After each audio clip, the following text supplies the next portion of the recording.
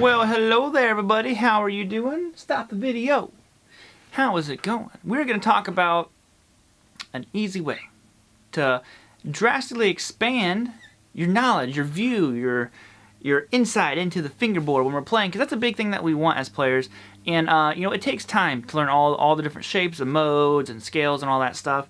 And sometimes if you just take one scale, it's really about utilizing how you take it and expand it. You know, you don't always have to learn a million different shapes right off the bat, because it's a daunting task to learn all that stuff. So we're going to take one scale, our major scale, which a lot of people already know, and we're going to expand it quite a bit and give us a whole lot more fretboard visibility. So if you want tabs for this lesson, it is down below waiting for you. You can follow along with those. Like I said, it's a pretty easy lesson, but hopefully it'll be something that you hadn't done before. So let's go ahead and get started.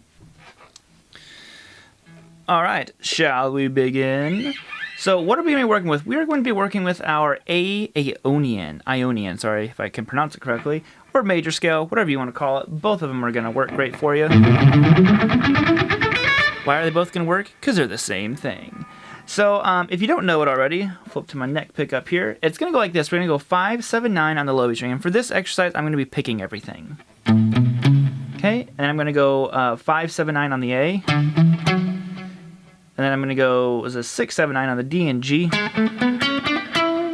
I'm going to go 7, 9, 10 on the B and high. Okay, so first things first, you have to have that under your fingers before you try to expand it. So you just want to sit there and get to where you're really comfortable.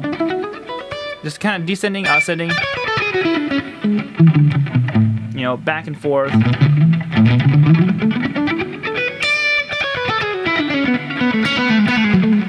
Where you can comfortably play through it.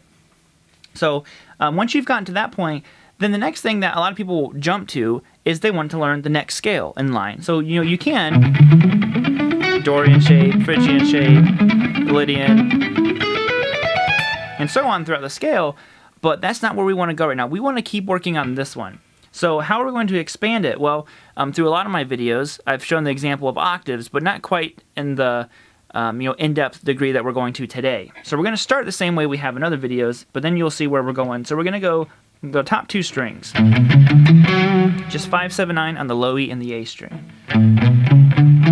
Okay, well, let's do an octave of that. So we're going to shift up here to the D and G, and we're going to go 7, 9, 11.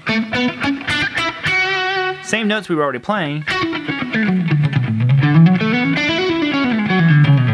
But now, look, we're already reaching out a little bit more than what we were before. Well, if we did an octave there, go ahead and do an octave here. On the B and the high. So this one we're going to be going 10, 12, 14 on the B and 10, 12, 14 on the high. So we have...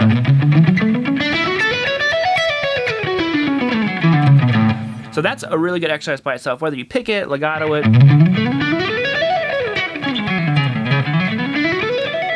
You know, just the ability to kind of play through that one is going to help immensely.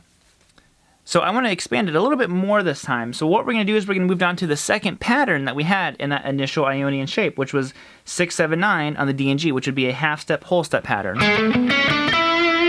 Now if we were to do an octave of this, we have two octaves just like before, but one is higher and one is lower. So you're going to go like this. 6, 7, 9, shift up, and you're going to go 9, 10, 12. Okay? So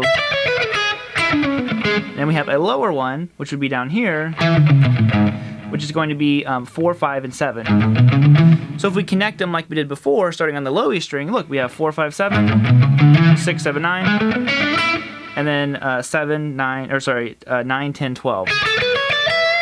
Well, look at that. Already, we were stuck kind of here before. Now, look how far we've kind of branched out. We're adding a lot more of that fingerboard all of a sudden. So, and the idea situation here is you want to get to where you can ascend one, descend the other. So we're just kind of working our way through the shapes.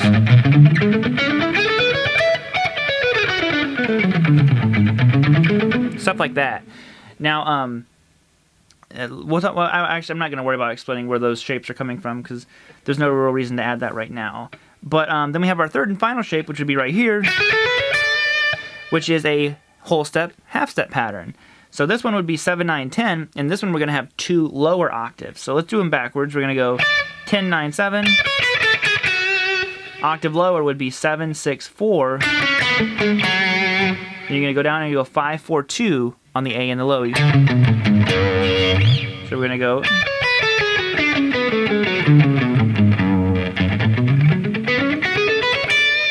Okay, so we have those.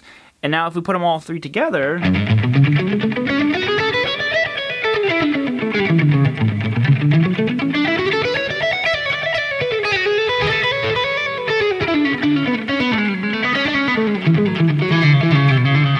Look at how much of the fingerboard we can cover. And that was obviously not just sticking to octaves, but it's painted this whole new picture of the fingerboard for us. It's a whole different way to look at it. And you really just want to get to where you can ascend and descend them that way. Because already before, basically, on each string we had, 6 notes. But now look, I have 2 different shapes. I can go, all kinds of different ideas are all of a sudden popping into my head. I'm like, oh yeah, I can navigate it this way. I can go this way.